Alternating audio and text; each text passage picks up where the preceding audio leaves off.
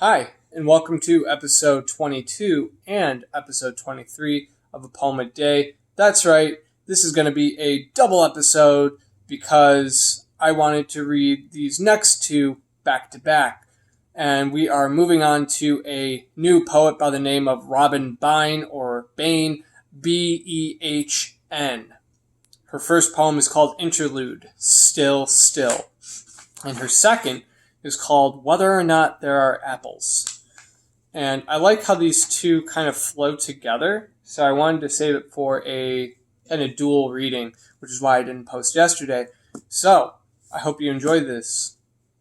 So without further ado, this is Interlude, Still, Still by Robin Behn, or Behn. Inside the hole where it's yellow, the boy has dropped a quarter so that the guitar rattles when he shakes it by the neck. Knocks, scrapes, scars. So this is what music is. The wooden body is no longer bigger than his body. The strings, which when he strums them go on forever, are forever wound around small pegs that creak like the ones they wrap the ropes around, there being an absence of able-bodied mourners to lower with the softer machines of their bodies the coffin down. It was a cold day. The boy had not been born yet, but he stood among us, warm in his round place. Then, from the distance, the bagpiper, who'd been found in the yellow pages, extracted the horizon note like a red needle from the sky. And so it was not with nothing human our friend was lowered. This is what music is. But how did it sound to the boy, the bladder of cries squeezed through the slit throat, when there had not been anything yet to cry about? The solace of music is not that we recognize it. It is that the hearing comes from before and is wound around after. Between our bad singing, a stranger dozed, then bulldozed too. At home, in its case, the guitar was hunkered inside the dark into which music goes, and the more particular dark from which music comes was inside of it. The sound hole swallowed and passed back buckets of silence until the inner and outer dark had the same yellow smell. This, while the song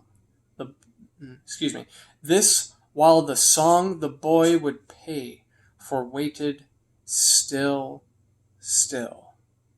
So I'm going to read that last piece again because I kind of jumbled on it. So let me do that one more time. Here's the end. The sound hole swallowed and passed back buckets of silence until the inner and outer dark had the same yellow smell.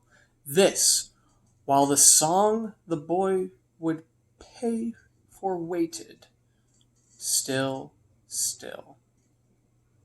So that last part reads kind of interesting. So this, while the song the boy would pay for waited still, still. I think that way reads better. So it goes this, comma, while the song the boy would pay for waited, comma, then still, still. So I feel the ending should be read this, while the song the boy would pay.